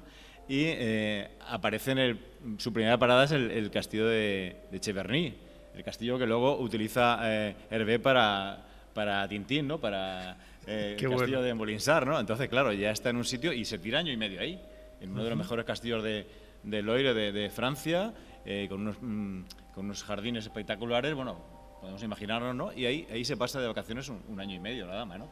Pero es que su siguiente parada, aunque solo fuera para un día, es el castillo de Valensay, que es donde se devolvió un poco el reinado a España después de la ocupación francesa, ¿no? Se firma el Tratado de Valensay. Entonces y ahí está ni más ni menos con la Inmaculada de Murillo y con la Gioconda. O sea, imagínate que tres iconos del arte, ¿no? Hay unas fotografías emblemáticas que hizo ABC en el año 30 ¿cuándo vino Himmler? ¿En el 40? ¿En el 41? Sí. Él estuvo en el Museo Arqueológico Nacional, no pudo ver la mano derecha de Hitler, ¿no?, Himmler, que estuvo aquí en Madrid. No pudo ver la original porque estaba en Francia, pero hay unas fotografías, ¿no?, con Santaolalla, el arqueólogo español que lo acompañaba y la explicaba, ¿no? Él había estudiado en Alemania, además, y la cara de sorpresa de Himmler, ¿no?, ante esa pieza tan extraordinaria, ¿no?, que es la Dama de Elche. Pero fíjate, antes a la visita, bueno, Franco la reclama, la trae y se toma, ¿no?, como quizás la vuelta de un gran icono patrio y el franquismo, ¿no?, lo toma también como una especie de bandera, ¿no?, de su ideología.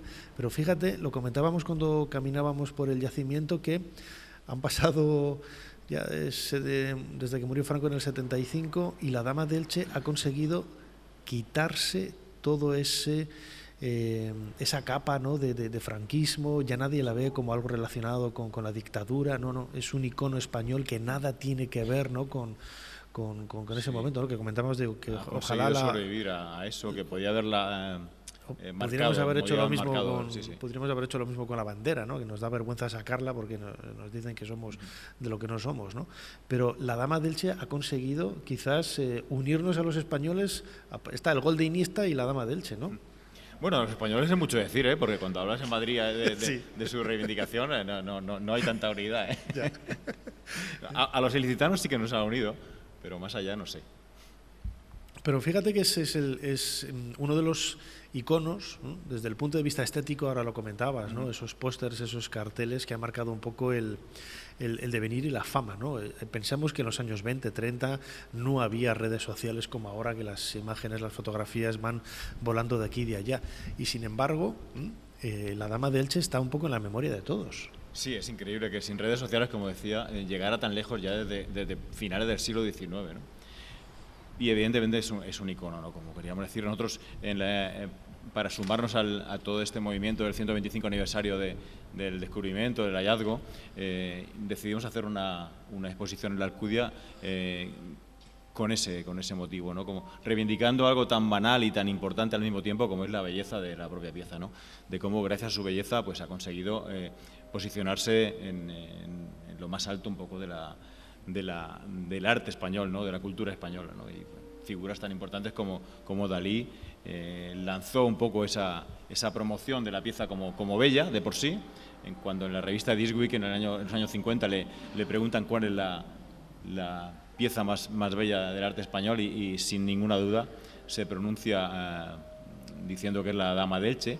Pero es que luego en el 2006 el Magazine del Mundo hace una encuesta y vuelve a ganar la Dama de Elche. Y la segunda era Elsa Pataky y la tercera pues era otra mujer de esas características. O sea que estaba compitiendo con mujeres de carne y hueso y eso es fundamental. Y no es solo el Magazine del Mundo que está expuesto también, como has podido ver en nuestra exposición, quien hace esa encuesta, sino hay otras revistas que siempre la colocan en cabeza, ¿no?, a la Dama de Elche. Es algo muy curioso y bueno, puedes llegar a pensar que incluso todos los ilicitanos hemos cogido el teléfono y hemos participado, pero no fue así, porque fue una encuesta bastante limpia en ese caso, ¿no?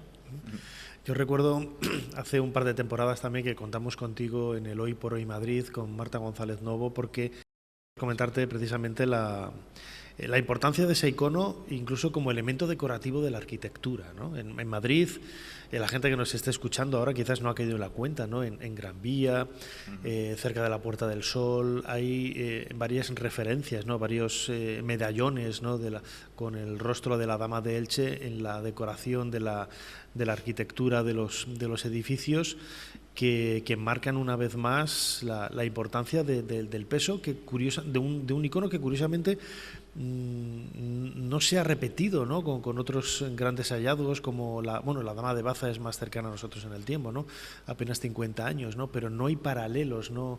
La Dama de Elche, iba a decir, sí que tiene rivales, porque tiene rivales muy potentes, ¿no?, desde el punto de vista estético, pero no ha conseguido que nadie le haga sombra. Es que se juntan muchos factores. A nivel estético, con 3 trazos la consigues dibujar. O sea, todo el mundo podemos dibujar la Dama de Elche. De hecho, Pedro Ibarra tiene caricaturas magníficas en sus apuntes, ¿no? Y eso hace que tenga fuerza icónica a nivel estético. Pero es que es una pieza que yo he sumado, gracias a la publicación de mi padre, y le profundicé un poco en todo lo que había investigado, y llevaba más de 5.000 kilómetros recorridos después de ser encontrada, ¿no? Entonces se ha paseado mucho y entonces eso ha generado mucho ruido y eso colabora mucho en esa fuerza icónica que tiene. Y luego, sí, la belleza, es una pieza bella, pero no basta con belleza para convertirte en un icono, ¿no? Ese deseo de posesión que seguimos teniendo los ilicitanos, que sigue teniendo el MAN, que es una carta política también. El alcalde, como decíamos antes, está obligado a tenerla, la oposición a poner trabas, bueno, es algo que siempre está en marcha, ¿no?, en la política local, pero como vemos trasciende a la política local porque ministros y secretarios de Cultura pues se mojan y también colaboran a generar ese icono en diferentes aspectos. Y bueno, entonces es algo a nivel arqueológico es icónica porque la discusión no termina nunca, ¿no? Desde si era un busto, si era un hombre, si era una urna cineraria en su momento, o sea, son infinidad de polémicas las que están en marcha. Ahora estamos excavando aquí, ahora vais a hablar con el director del proyecto en esa zona y bueno, no deja indiferente a nadie Desde luego. Todo lo que está ocurriendo en ese sector del yacimiento. Desde luego, la cultura ibera, mira, te voy a preguntar, porque hay mucha gente que yo me acostumbré pues hace casi 25 años, que me lo dijo Manuel Vendala, no, que no es íbero, es ibero. ¿Cómo es, íbero o ibero? Yo utilizo las dos palabras y casi todos mis colegas utilizan las dos palabras indistintamente. Porque es una cultura tan uniforme, es la Dama de Elche, siglo V, siglo IV antes de nuestra era, hay una serie de elementos característicos, ¿no?, que la caracterizan, valga la redundancia.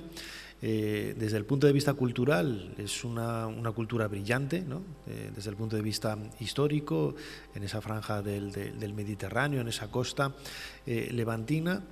En París creo que se hizo esa exposición de los príncipes de Occidente en el Museo del Louvre hace casi 20 años, pero es muy poco lo que se conoce del mundo ibérico fuera de nuestro país y no hemos sabido vendernos bien.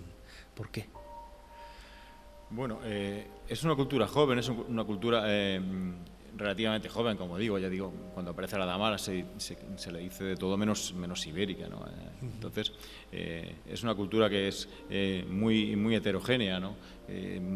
Tiene mucho de griego si vienes de Cataluña, muy oriental si vienes de Andalucía. Por eso reclamamos un poco la capitalidad del mundo ibérico en Elche, porque tenemos esa mezcla a partes iguales, ¿no? Del sustrato indígena, de la aportación de Centro Europa, de la aportación fenicia, o sea, griega del norte y fenicia del sur. Y entonces eso hace que sea una cultura difícil de identificar a veces, ¿no? O sea, el mundo ibérico no es nada parecido al que puedes encontrar de Castellón para arriba, quizá, o de Valencia para arriba, de que te puedas encontrar en Andalucía. Y creo que eso le crea una falta de identidad. Luego, es una cultura que no representa a España. Es una cultura que representa a la zona mediterránea, una parte de España. Entonces, eso hace que quizá no crea una identidad como cultura fácil de vender a quien no está interesado en la cultura, en quien no profundiza. Y luego también es una cultura de la que sabemos muy poco todavía. Podemos decir que sabemos mucho en relación al cero que teníamos hace 100 años, pero de la que nos falta saber muchísimo todavía. Y lo decíamos antes con Mercedes, seguro que por eso se convierte, es una de las culturas más fascinantes, ¿no? Pero llama la atención, ¿no? Que en inglés está solamente el libro de Antonio Arribas, que lo comentábamos antes, que curiosamente Antonio Arribas lo escribió en inglés directamente cuando él estaba estudiando allí, que se lo pidieron, y luego él lo tradujo al castellano. Pero no hay más referencias, ¿no? Imagino que cuando se hizo esa exposición de Príncipes de Occidente se haría un catálogo extraordinario, ¿no? En varios idiomas, pero es muy poca la información que hay sobre el mundo ibérico en otras lenguas. Y aún así es uno de los iconos más importantes. Quizá también el hecho de no haber sido una cultura que se ha salido afuera. Ha sido mercenaria, pero mercenaria prácticamente en su territorio, no como otras culturas como griega, romana o orientales que se han extendido fuera de sus fronteras. Una cultura fascinante, desde luego, es lo que ha hecho que vengamos aquí a realizar este programa especial de Ser Historia para celebrar los 125 años de su descubrimiento, la Dama de Elche. Alejandro Ramos, amigo, director de la Alcudia, muchísimas gracias una vez más por habernos ayudado a hacer un poquito más de historia. Muchas gracias a vosotros, de verdad.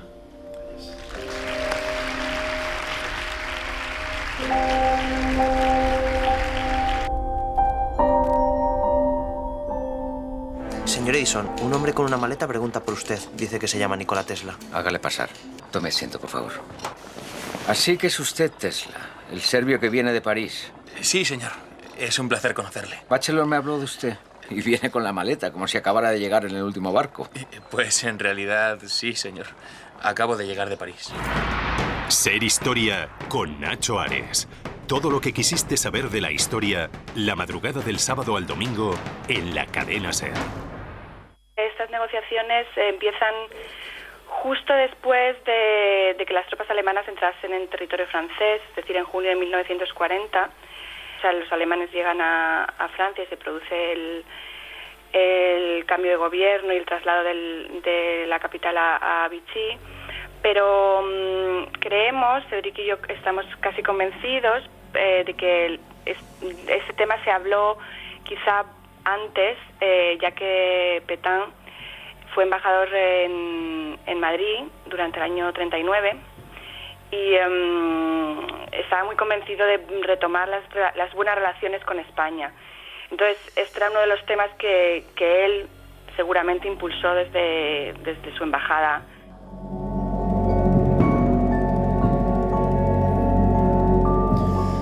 Es la voz de Lucía Martínez, autora del libro El retorno de la Dama de Elche, ¿no? Explicando un poco ese trasfondo histórico que había detrás del regreso en el año 1941, con más política e intereses que nada tenían que ver con lo histórico o lo arqueológico y bueno, pues también, ¿por qué no? Seguramente algún apego también afectivo, ¿no? A ese icono que ahora hablábamos con Alejandro.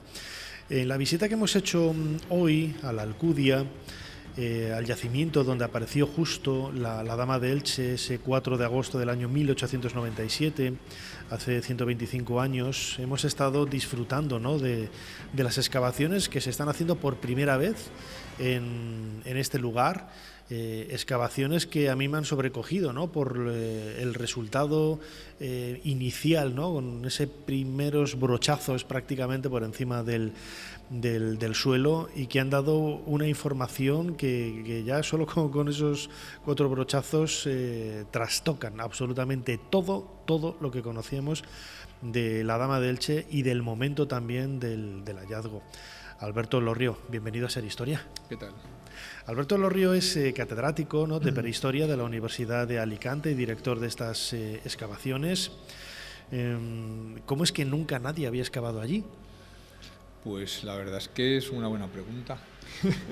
Quizá, pues, no sé, el respeto a ese espacio, ¿no? En fin, no lo sé. La verdad es que Albertini, ¿no?, creo que excavó en la zona donde supuestamente había aparecido, pero más al norte, y con resultados poco satisfactorios, ¿no? Entonces quizá, bueno, pues eso pudo, no sé, hacer pensar que había pocas posibilidades de obtener resultados. De todas maneras, en los años 40, Ramos Folqués sí excava en este sector inmediatamente al norte donde nosotros estamos, y yo creo que identifica los restos de la muralla que hemos identificado nosotros. Marca unas líneas, unas piedras alineadas, un dibujo de un muro de adobe con muchos adobes uno encima de otro, que es lo que nosotros hemos encontrado también. Lo que pasa es que él lo dibuja de forma lineal, cuando realmente quizá esté encontrando estructuras, digamos, que no seguirían esa linealidad que él dibuja, ¿no? Pero es posible, ya digo, que un poquito más al norte, no es posible, seguro, un poquito más al norte se hace una intervención justamente por Ramos Folqués a raíz de la propuesta, ¿no?, de localización de la Dama justamente en esta zona. Una de las cosas que ha aparecido es ese canal de agua, ¿no?, del siglo XIX, que precisamente era el que dio lugar, ¿no?, al remover de la tierra y que apareciera la Dama. Y lo más llamativo de todo, que a mí es lo que decía, que me ha sobrecogido, es la presencia de esa muralla con todas esas piedras sueltas. Y claro, hablándolo antes con Alejandro, recordábamos, ¿no?, el momento y la descripción de ese joven, no vamos a decir niño, de ese joven Manuel Campello, diciendo que la Dama había aparecido rodeada de piedras sueltas, que luego se ha idealizado tanto que esas piedras sueltas se quisieron convertir en las losas de una tumba, y que claro, yo siempre he pensado, ¿y esas losas dónde están? Que nadie ha visto, ni nunca nadie ha dibujado, ni nadie sabe dónde están. No, es que a lo mejor eran las piedras, a lo mejor no, seguro, eran las piedras que formaban esa muralla, el interior de esa muralla, esas piedras sueltas, y la Dama de Elche era relleno de esa muralla, ¿puede ser? Vamos a ver.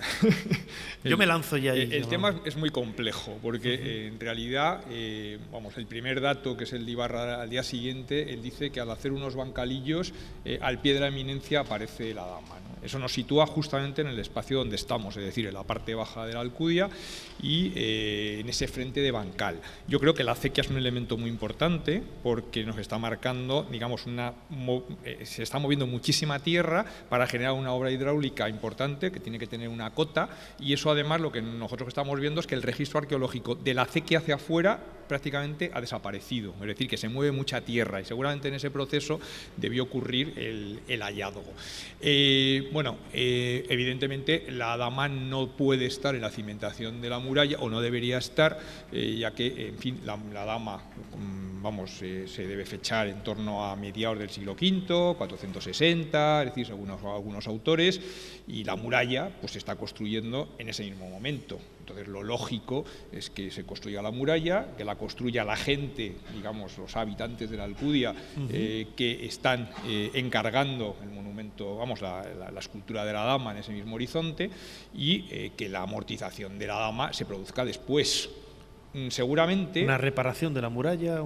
Claro, el problema es dónde aparece. Es decir, si aparece dentro de la muralla, pues quizá la muralla estaría ya en desuso. Si aparece en alguna de las viviendas alojadas a la muralla, estaríamos hablando de otra cosa. Claro. Podría aparecer dentro de una de estas estancias. Al pie de los bancalillos están apareciendo las casas, que algunas quizá no sean casas y que puedan ser otro tipo de espacio. Quiere decir que los datos que tenemos son tan ambiguos que es muy difícil poder situar el hallazgo, porque tendría unas connotaciones, pues como tú has dicho, ¿no? Si está en la muralla, está en el relleno de la muralla. La muralla nosotros estamos encontrando guijarros, grandes losas, pero nunca elementos arquitectónicos reutilizados, porque esto es anterior o contemporáneo a esas esculturas. Luego no tiene sentido que se utilicen como elementos constructivos, ¿no?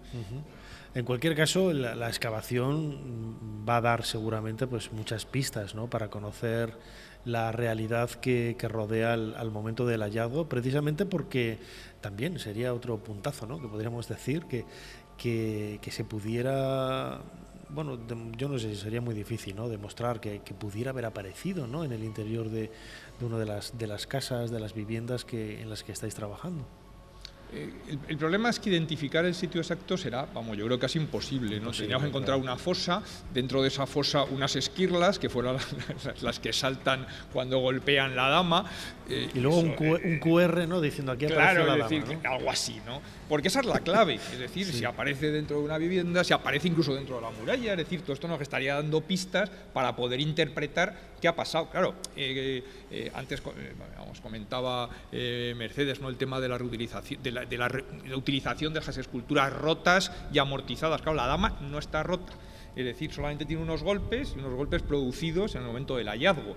Claro, eso hace pensar en quizá una ocultación, es decir, bueno, se pudo haber reutilizado en un muro sin más, bueno, y si sobresalía un rodete, pues lo lógico lo hubiesen pegado un golpe para que lo encajaran, y eso no ocurre, como ocurre con el torso de Guerrero, donde no tiene ni cabeza, ni piernas, ni brazos, y por eso el torso, porque está absolutamente, cortado para poderlo utilizar. Amoldado, ¿no? Entonces aquí, claro, la idea de que se haya preservado, pues puede ser un elemento interesante, pero eso implicaría también una memoria, ¿no? Entonces tendría que haber sido en un momento concreto y haberlo ocultado en algún espacio. Quizá la muralla, porque la muralla, la base es de piedra, pero un metro, a partir de un metro, es de barro, es de adobe. Entonces, bueno, se podría haber hecho un intento de ocultación dentro de esa muralla, en fin. Las posibilidades son tantas, como comentábamos antes, que realmente, en fin, podemos hablar y dar opciones, claro, pero bueno, en fin, es muy difícil, es muy difícil. Y hablar de ocultación implicaría, claro, de un valor extraordinario a la pieza precisamente para eso, para ocultarla, ¿no? Ocultarla, no sabemos de qué, no sabemos por qué y no sabemos por quién. Bueno, en el mundo ibérico sabemos de estos procesos iconoclastas, lo que estamos viviendo ahora, la escultura de Colón, el pobre fray Junípero Serra, ¿no? Que cuando yo era pequeño, en fin, en California y tal, y ahora resulta que poco menos que, es el demonio, que sus esculturas, digamos, sus representaciones las están eliminando, eso lo sabemos.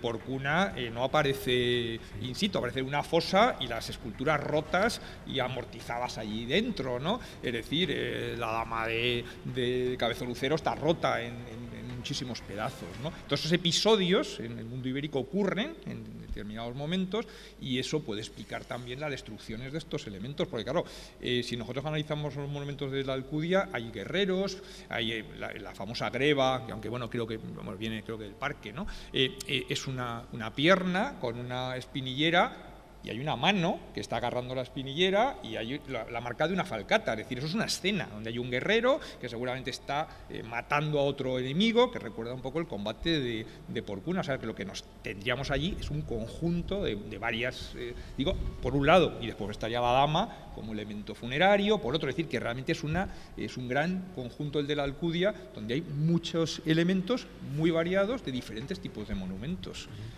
Claro, acabáis de empezar, lleváis pocas semanas, ha esperado 125 años, puede esperar más, ¿no? Lo ideal sería ir más deprisa, ¿no? Sí.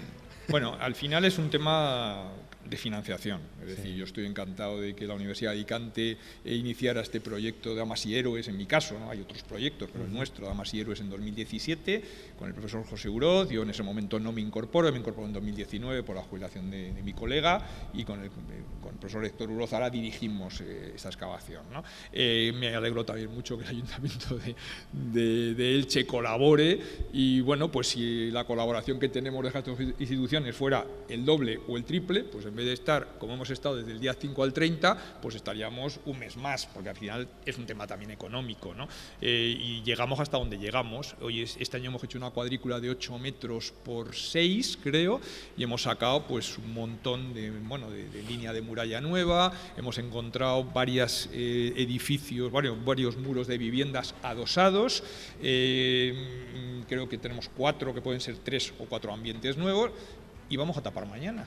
Y nos vamos a quedar con las ganas de excavar el interior de una de estas viviendas que nunca hemos sondeamos estos 4 años anteriores, y nos vamos a quedar con las ganas, pues porque da para un mes el trabajo de campo, y vamos a tapar perfectamente para que el año que viene podamos destapar. Pero claro, a mí me apetecería ahora estar 15 días más, y con 15 días más seguramente tendríamos una vivienda excavada completa, que sería la primera vivienda asociada a la muralla y asociada a ese horizonte antiguo, que además nos daría muchísima información. Pero me temo que vamos a esperar un año. Bueno, y que solo sea eso, ¿no? Sí, no, bueno, en principio son proyectos de 4 años, hay continuidad asegurada. La idea son 3 años de excavación y un cuarto año de musealización. Entonces, en 3 años tenemos que tener, ya los tenemos, unos resultados claros, y el último año lo que queremos es generar un espacio visitable. Ya lo tenemos pequeñito, pues ahora lo haremos más grande, donde el visitante pues pueda ver desde las acequias del siglo XIX, cómo rompen los muros visigodos, cómo estos a su vez expolian la piedra de la muralla que sería vista, y cómo pues, los iberos entierran a sus niños, a ver cómo reflejamos eso en la visita, o en época tardoantigua, cómo pues entierran también, tenemos restos humanos dentro de la muralla, pero ya cuando la muralla está abandonada. Es toda la historia de la Alcudia. Totalmente, estás hablando de un periodo de tiempo de casi 1000 años o un poco más, ¿no?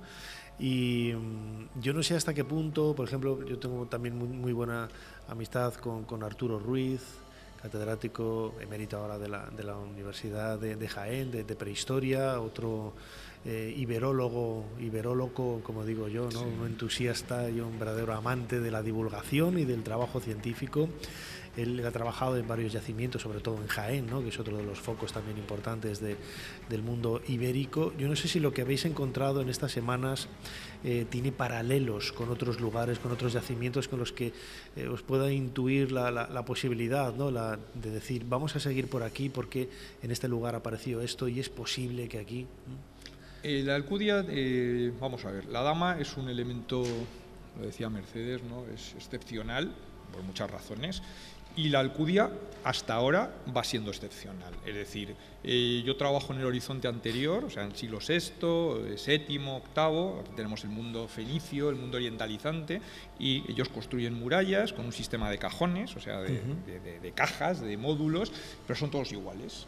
Entonces, ese mundo se finaliza a finales del siglo VI, es decir, una serie de cambios, y en la Alcudia nos hemos encontrado con una muralla donde cada X metros hay un módulo independiente, y todos los módulos que hemos encontrado, que llevamos ya 6, no son exactamente iguales. Eso no es normal, pero es que no hemos encontrado algo parecido, digamos, en otros yacimientos.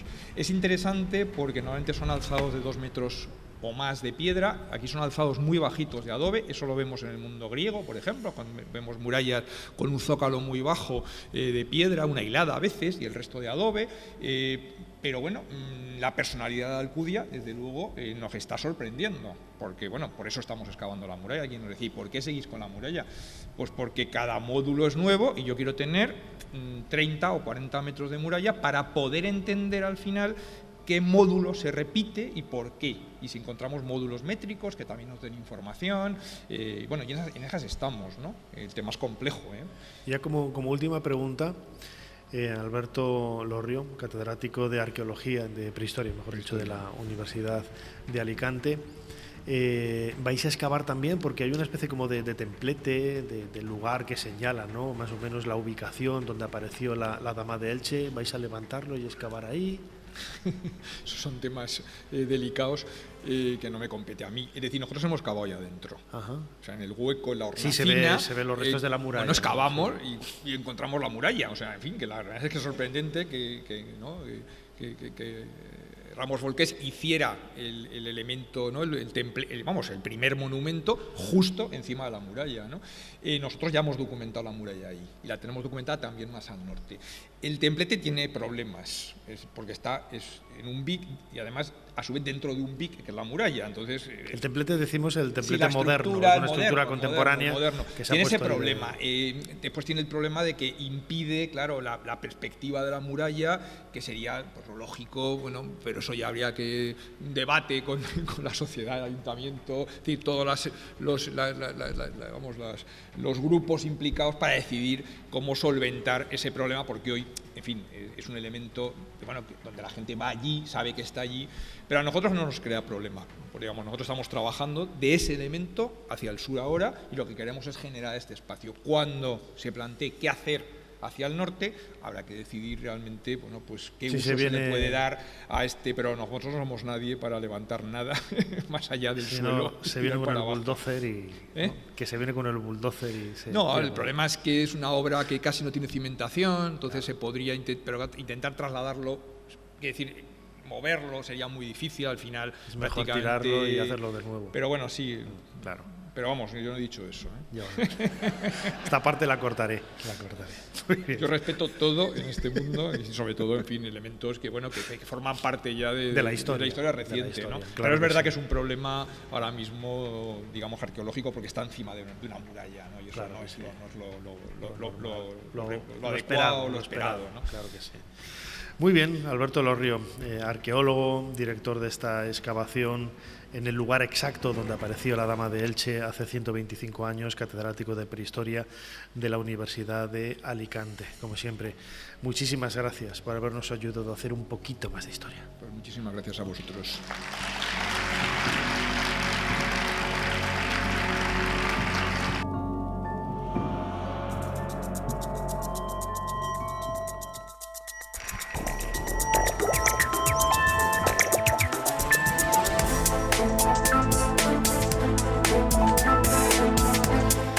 Bueno, pues llegamos al final del programa.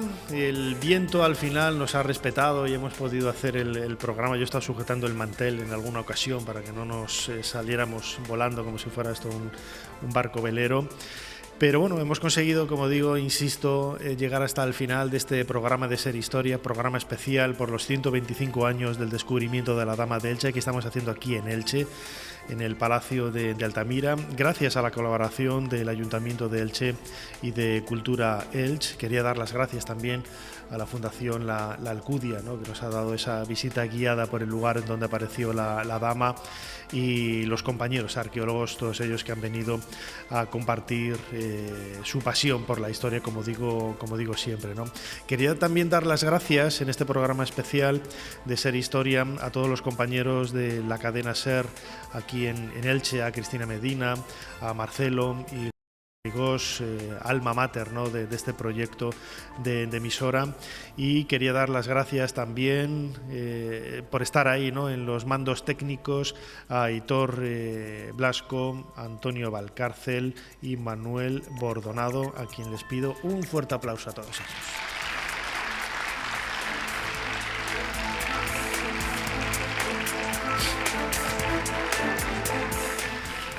Como siempre, Fermín Agustí ha estado en la producción, Ana Caballero controlando las redes sociales y grabando por allí. Un beso y un aplauso para ella. Y delante del micrófono y en la dirección, vuestro humilde servidor Nacho Ares. Muchísimas gracias a todos los ilicitanos y amigos que han venido desde otros lugares. Muchísimas gracias, nos escuchamos aquí en la cadena SER dentro de una semana. Gracias.